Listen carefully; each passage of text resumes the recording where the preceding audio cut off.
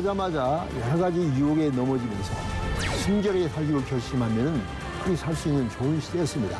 그중에는 좋은 것도 있지만은 대부분 나쁜 것입니다. 모든 SNS를 통해서 여러 가지 정보들이 막 넘쳐 쏟아져 들어오는데, 그래서 이 유교 문화가 지금 우리 한국의 교회와 가정까지 침입해서 이게 뭉실뭉실한 이상한 종교가 되는 게 참 많거든요.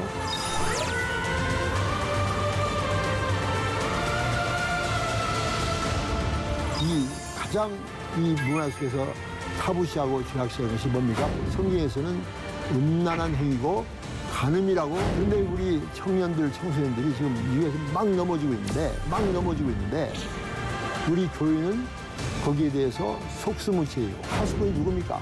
교회 아닙니까? 교회가 그 책임을 져야 된다는 것입니다.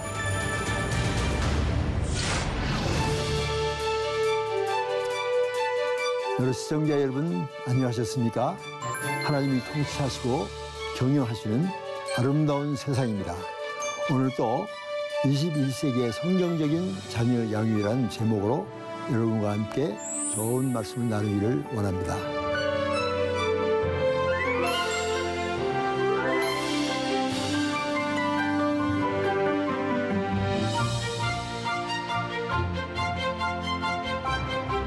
우리들이 살고 있는 이 21세기는 여러분이 아시다시피 굉장히 혼란된 시대입니다. 특히 포스트 모더니즘의 이런 경향이 아주 심해서 모든 사람들이 자기 중심적이고 하나님을 무시하고 인간 중심의 인본주의로 점점 변화되고 있는 이 시대에 우리 가정이 굉장히 어려움을 겪고 있는 거 여러분 잘 아시죠? 이런 시대에 우리가 어떻게 하면 다음 세대, 우리 뒤를 이어서 다음 세대가 들어올 텐데 이 다음 세대가 하나님 나라를 위하여 더 쓰임받는 아름다운 세대가 될 수 있을까? 이런 소원으로 이 말씀을 여러분과 함께 나누고 있습니다. 오늘은 특히 우리 자녀들이 이제 장성하여 이제 사춘기를 지나고 또 대학생이 되고 청년이 되는데, 이렇게 우리가 믿음으로 잘 키운 자녀들이 이 혼란된 세상에 나가서 하나님의 자녀답게 거룩하고 순결하고 또 아름답게 실력 있는 자녀로 잘 자라서 다음 세대를 이끌어 가야 되는데, 나가자마자 여러 가지 유혹에 넘어지면서 우리 자녀들이 너무나 지금 어렵게 고생하는 시대입니다. 사실 저희가 청소년 또는 청년 대학생들 때는요, 이렇게 심한 유혹이 없었습니다. 그때는 SNS도 없었고요, 여러 가지 인포메이션도 아주 적었기 때문에 그렇게 심한 유혹이 없었고, 만약에 자기가 그런 유혹에 빠지기로 결정한다면 그때도 유혹이 있었죠. 그러나 순결하게 살기로 결심하면은 그렇게 살 수 있는 좋은 시대였습니다. 그러나 여러분이 아시다시피 21세기 이 시대는 남녀노소를 막론하고 모든 SNS를 통해서 온갖 인포메이션, 여러 가지 정보들이 막 넘쳐 쏟아져 들어오는데, 그중에는 좋은 것도 있지만은 대부분 나쁜 것입니다. 그래서 우리 청소년들이나 청년 대학생들이 참으로 거룩하고 순결하게 하나님의 백성으로서 이 세상을 산다는 것은 거의 순교자적인 정신을 갖고 살아야 됩니다. 만약에 그렇게 살게 되면 우리는 많은 경우에 왕따를 당하게 되니까 우리 청소년이나 또는 청년 대학생들이 왕따가 무서워서 세속과 계속 타협을 하게 되죠. 그래서 제가 이제 이런 문제를 가지고 여러 가지로 이제 지금 말씀을 전하고 있는데요. 오늘은 성에 대해서 그러면 우리가 어떻게 하면 이 세상 속에서 이 세상에 물들지 아니하고 거룩하고 순결한 삶을 살 수 있을까? 이 문제를 가지고 좀 같이 얘기를 하고자 합니다. 우리나라는 5,000년의 역사를 가지고 있으면서 이 역사 속에서 한 번도 성에 대해서 가르친 적이 없어요. 보세요. 첫 번째는요, 우리나라 문화가 샤머니즘입니다. 단군이랄지 이런 모든 것들이 다 샤머니즘에 연결되어 있죠. 그래서 우리나라는 어디를 가나 무당이 있고 구슬을 하고, 지금 현재도 이런 무당 이런 정식으로 등록한 사람이 60만 명이 넘고요. 사실 또 몰래 하고 있는 사람들이 뭐 200만이 넘는다는 이런 통계도 있는 걸 내가 들어봤어요. 자, 이렇다면은 이 우리나라는 완전히 이 샤머니즘에 아직도 딱 접해 있는 거예요. 5,000년 역사 속에서. 그러다가 고구려 소수리망 때 들어온 불교 문화가 있습니다. 그래서 불교 문화가 우리 한국을 뒤덮었죠, 완전히. 그래서 우리 한국 역사, 한국 문화하고 텔레비에 나오면 거의 대부분 절이 나오고 절에서 모든 일이 이루어지고 요즘에도 모든 연속극이랄지 여러 가지 그 영화를 보면 대개 절에서 절을 하고 우상 숭배하고 이런 모습을 많이 볼 수 있잖아요. 그것이 불교 문화가 우리 민족을 덮고 있습니다.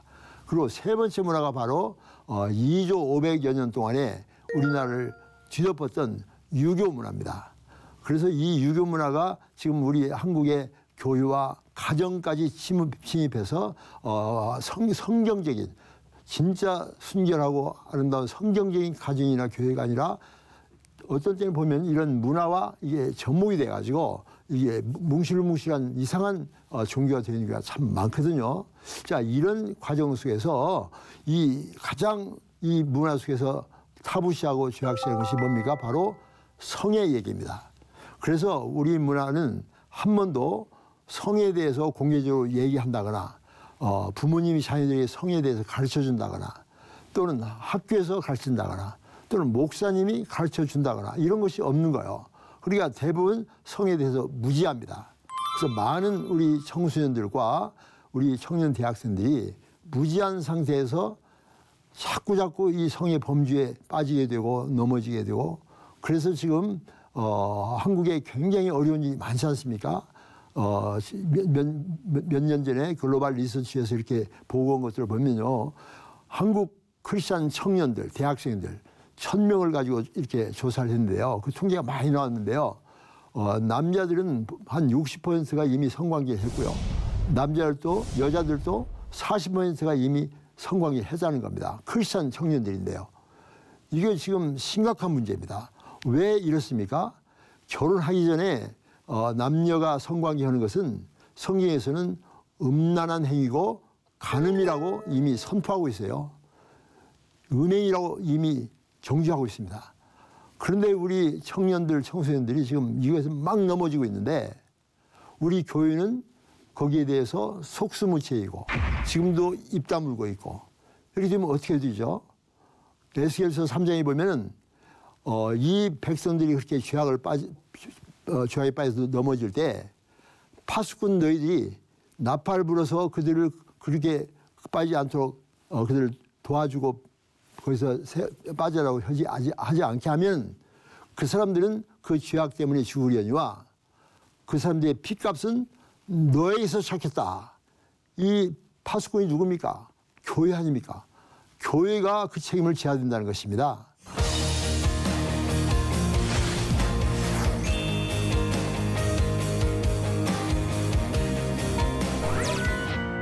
자, 이러한 심각한 시대에 아직도 우리 가정에서도 교회에서도 아무도 이 성에 대해서 가르쳐주는 사람이 없기 때문에 많은 청년들이 넘어지고 있는 것이 사실입니다.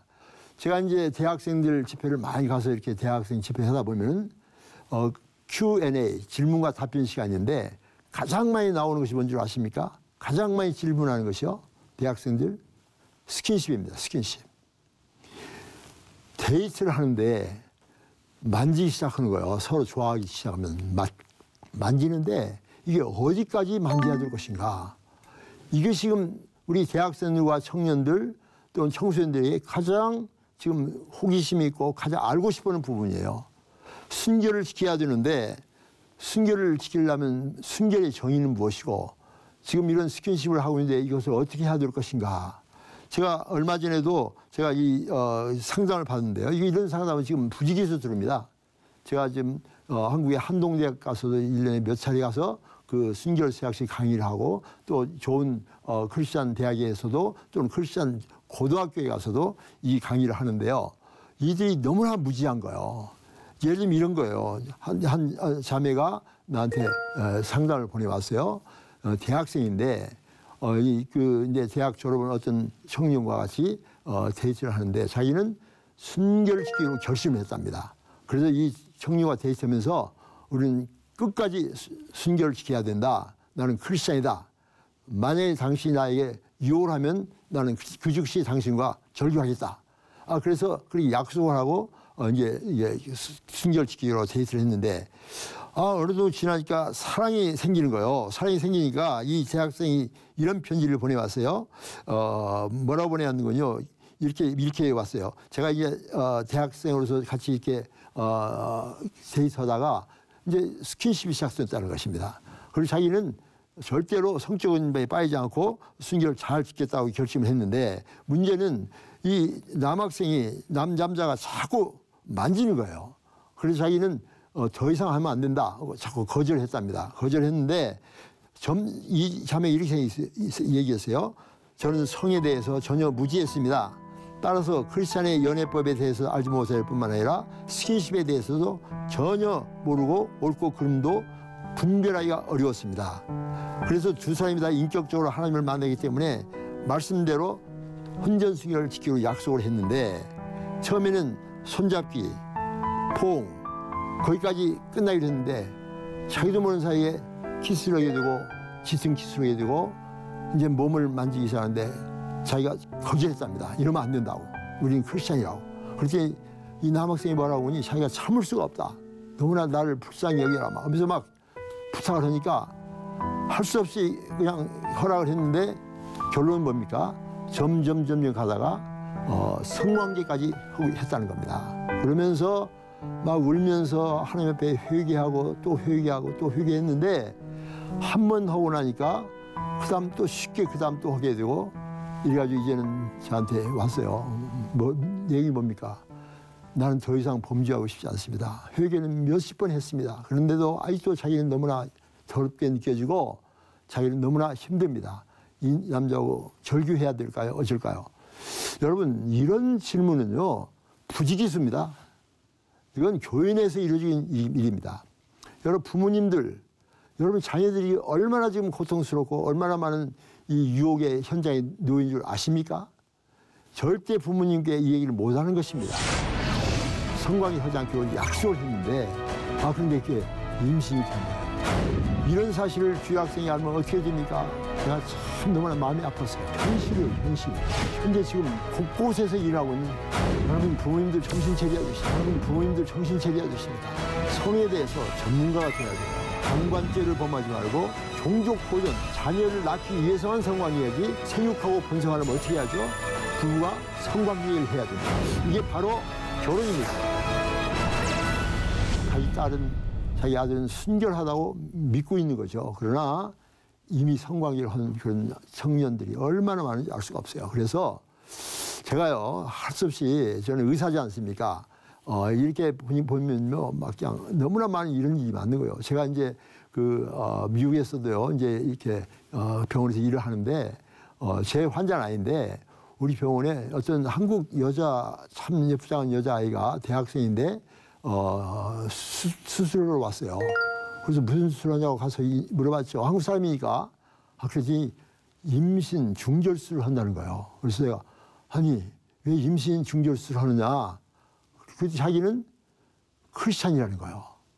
크리스찬인데 절대로 그 남자 자기 애인이죠. 대학원생인데 성관계 하지 않기로 약속을 했는데 그냥 어느 순간에 자기도 모르는 사이에 애무하다가 그냥 성관계 했다는 겁니다. 그런데 이렇게 임신이 된 거예요. 그러니까 이 자매가 막 울면서 자기는 절대로 성관계 하지 않기로 약속을 했고 또 이런 임신까지 했는데 이걸 만약 자기 부모가 알면 자기를 막 죽일 거래요. 그리고 자기는 주일학교 선생님이래요. 이런 사실을 주일학생이 알면 어떻게 됩니까? 그러면서 자기 집은 저쪽 딴 데 있는데 우리 동네까지 와서 우리 병원에서 수술을 하고 그러더라고요. 제가 참 너무나 마음이 아팠어요. 이 자매는요 전혀 성관계할 생각이 없었습니다. 순결을 지켰습니다. 그리고 굉장히 주일학교 선생으로서 참 좋은 자매였어요. 그런데 어느 순간에 이렇게 당하다시피 한 거죠. 사랑한다고 하니까. 그래서 넘어져서 이런 일을 겪었다는 것입니다. 여러분 모르지만은 의사인 저는 압니다. 그 현장이 제가 보이잖아요. 그런데 그 사실을 부모한테 알려주면 집안이 뒤집혀지죠. 그 자매는 계속 울면서 자기는 죄인이라고 죽고 싶다고 막 이러는 거예요. 여러분, 내가 이제 금방 줬던 이 모든 예화들이 현실이에요, 현실. 현재 지금 곳곳에서 일어나고 있는 현실이고요. 얼마나 많은 미혼모가 한국 땅에 있는지 여러분 아시죠? 여러분, 부모님들 정신 차려야 되십니다. 성에 대해서 자녀들에게 잘 가르쳐줘야 됩니다. 그리고 이 자녀들에 대해서 무엇이 옳고 무엇이 그르고, 그리고 남자는 어떤 성품이고 여자는 어떤 성품인가를 잘 가르쳐서 성에 대해서 전문가가 돼야 돼요.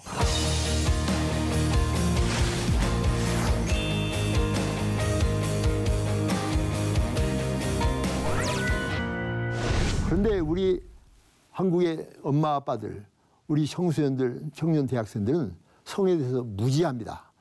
전혀 알지 못한, 배우지 못한 거예요. 그러니까 무지한 것은요, 쉽게 무너뜨립니다. 사탄은 성에 대해서 전문가입니다. 그래서 21세기에 사탄이 가장 많이 사용하는 무기가 성이에요. 섹스. 이 섹스를 가지고 공격하면은 여러분 잘 아시죠? 훌륭한 영적 지도자도 넘어지고, 목사님도 넘어지고, 장로님, 집사님 넘어지고, 청년들, 청소년들, 대학생들, 심지어 요즘엔 초등학교 학생들까지 넘어지고 있는 이 무시무시한 현실을 여러분 아십니까? 대체 어떻게 하시려고 이렇게 무지하게 가만히 입 다물고 계십니까? 에스겔서 3장에 나오는 그 하나님의 경고의 음을 들으실 수 있어야 됩니다. 그래서 이제는 더 이상 입 다물고 방관자나 직무유기죄를 범하지 말고, 방관죄를 범하지 말고, 직무유기죄를 범하지 말고, 우리도 성에 대해서 알아서 지피지기하면 백전불패, 상대방 알고 나를 알면 100번 싸워서 100번 이기고 승리할 수 있고, 이런 것을 알고 성에 대해서 좀 공부를 하시길 바랍니다. 그래서 제가 짧은 시간이지만은 오늘은 성에 대해서 좀 구체적으로 말씀을 드리고, 우리가 이제 영적 전쟁이거든요. 그 예수님께서 말씀하셨잖아요. 마태복음 10장 16절. 내가 너희를 이 세상에 보내는 것이 마치 양을 이리 가운데 보낸 것과 같도다. 그러므로 너희는 뱀처럼 지혜롭고 비둘기처럼 순결하라. 하나님 앞에서는 비둘기처럼 순결해야 합니다. 그러나 이 세상에 대해서는 천진난만하고 무식해가지고는 뱀에게 잡혀먹는 거예요. 뱀에 못지않은 실력과 능력을 가지고 영적 전쟁에서 승리해야 됩니다. 그렇게 하기 위해서는 지식이 있어야 돼요. 성에 대해서 배워야 됩니다. 알아야 됩니다. 그리고 우리 청소년들에게 가르치고, 그리고 우리 청년 대학생들에게 가르쳐서 이 그런 유혹이 올 때 이겨낼 수 있는 능력 있는 실력자로 만드는 것이 우리의 사명입니다. 그런데 우리 한국의 문화가 지금 5,000년 동안 그런 문화이기 때문에 우리는 성에 대해서 전혀 모르고 있고요. 지금 불과 133년 전에 기독교가 우리나라에 들어왔잖아요. 그 1885년에. 그러니까 5,000년의 역사에 비하면은 거의 너무나 작은 거예요. 그래서 제가 이 작은 역사를 가지고 이제는 기독교의 역사를 바꾸자. 그래서 세상을 바꾸는 우리 크리스찬이 되자.